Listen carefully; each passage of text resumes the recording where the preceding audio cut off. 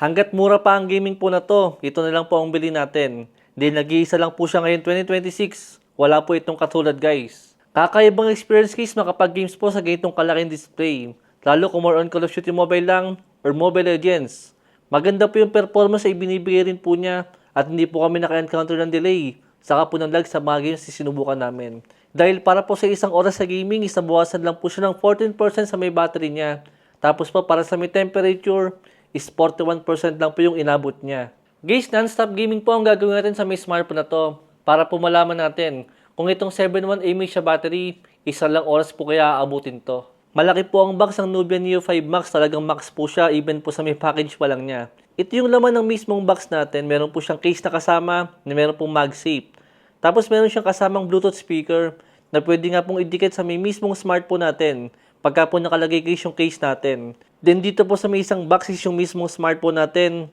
Meron din po siyang kasamang case dito pero wala po siyang MagSafe. At meron po siyang kasamang tempered glass. Saka po itong 45 watts sa charger niya. Guys, para po sa meron 15,000 na presyo niya pagka po naka-sale. I think panalo po ang smartphone na to. Dahil bukod nga po sa magandang packaging niya, meron pa po mga binigay na freebies si Nubia dito. Napakagalante po guys si Nubia sa mga freebies. Nung napanood ko po yung review guys sila Pinoy Tech Dad, hindi ko appreciated guys yung smartphone na to. Pero nung nagamit ko na siya at nahawakan ko na, grabe guys, hindi ko inaasahan na magagandahan din po ako sa kanya. Akala ko hype lang po yung malaking display na to. Kaya isa lang po ang masasabi ko sa inyo, hanggat naka-sale po ito ng around 15,000, ito na lang po yung bilhin nyo. Lalo nga po kung gusto nyo po ng malaking smartphone. Guys, mas ma-appreciate nyo po yung smartphone na to pagka nga po nagamit nyo siya at mahawakan nyo na. Di talagang kakaiba po itong 7.5 inches sa display niya. Para po mas ma-appreciate natin yung 7.5 inches, ito po yung sample guys ng 6.36 inches sa normal size po na smartphone. Guys, yung ganitong klase ng display is hindi po siya ganong kalaki. And hindi rin po siya ganong kaliit guys. Ito naman po yung 6.59 inches. Hindi po ganong kalaki guys yung difference po nila. Saktuhan lang din po guys yung kanyang screen size. Ito naman po yung 6.9 inches. Guys, yung ganitong klase ng display ay masyado na pong malaki to para sa akin. Ito po yung quick comparison niya sa may 6.36 inches. Talagang makakita po tayo ng malaking difference sa kanila. Ito na po guys yung 7.5 inches ng Nubia Neo 5 Max. Guys, talaga napakalaki po niya at medyo mahirap na po siyang gamitin ng isang kamay lang. Ito po yung quick comparison niya sa may 6.36 inches. Talaga napakalaki po niya.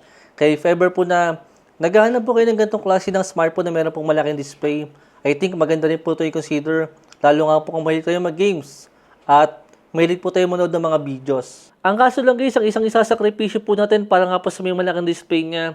Dahil unlike nga po sa mga binanggit kong mga display ngayon na 6.3 inches to 6.9 inches. Guys, yung mga display po na yan is puro naka-AMOLED po sila. Pero ito pong si Nubia Neo 5 Max, guys, malaki lang po siya. Pero naka-IPS lang po yung display natin. Sa totoo lang, maganda naman guys ang IPS LCD display.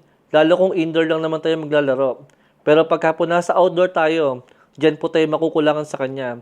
Dahil mababa po talaga yung peak brightness. Pagka po naka-IPS lang po yung display natin. Compare nga po sa may AMOLED. Meron nga po siya guys na malaking display na meron 7.5 inches na IPS LCD display with 1.5 GHz sa resolution at 1.4 Hz sa refresh rate. Guys, sa totoo lang maganda po ang display ni Nubia pagka po naka-AMOLED. Tulad nga po nitong si Nubia Neo 5 GT.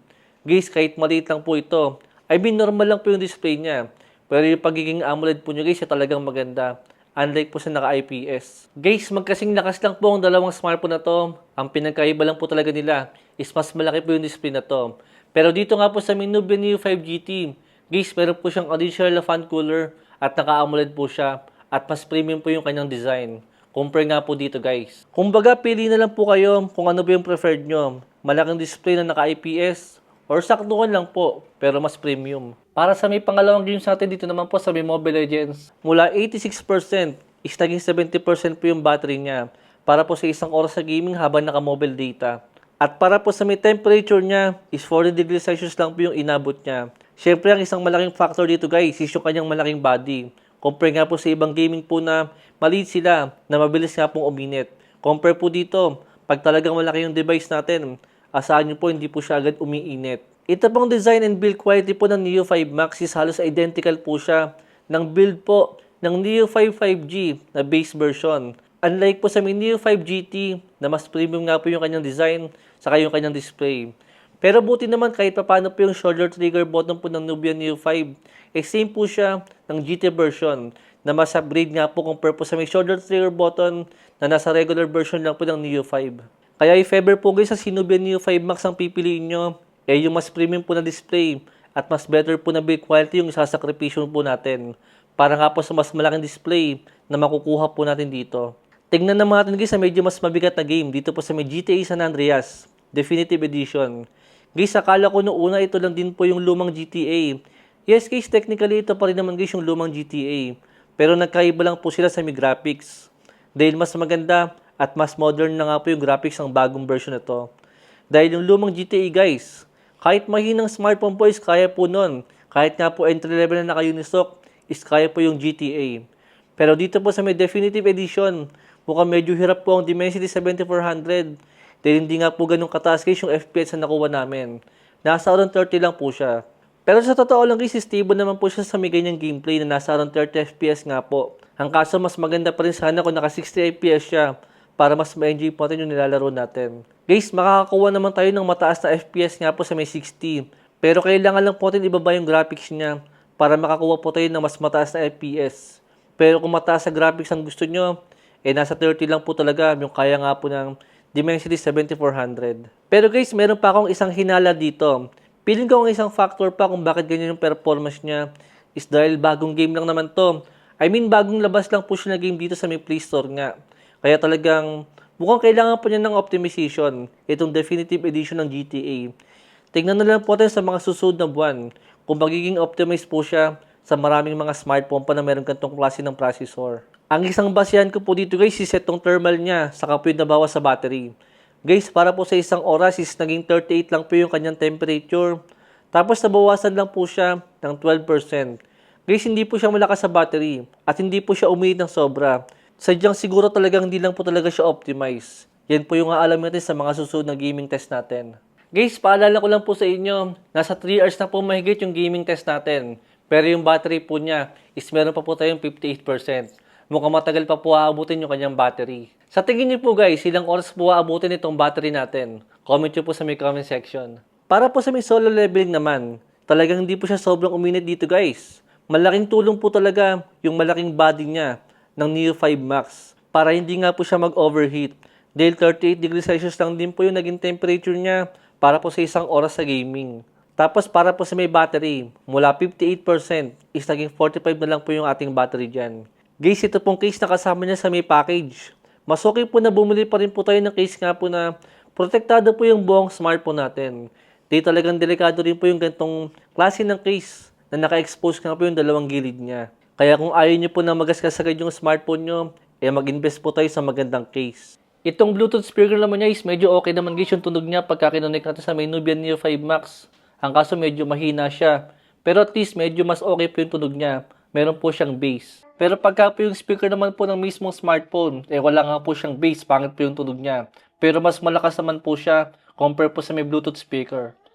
Ang nakakapagtaka lang po nung sinubukan na po namin siya i-connect sa ibang smartphone, mas naging malakas po yung tunog nitong Bluetooth speaker. Pero pagka po sa may Nubia po na smartphone, mahina po yung tunog ng Bluetooth speaker. Ito po yung sample niya guys para po mag-gets nyo ako.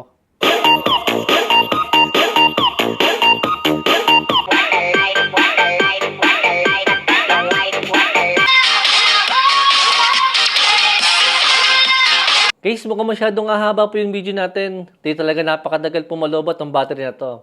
Bilisan na lang po natin. Nag-start po kami ng 1:30 PM ng hapon mag-games mula 100% ng naka-mobile data.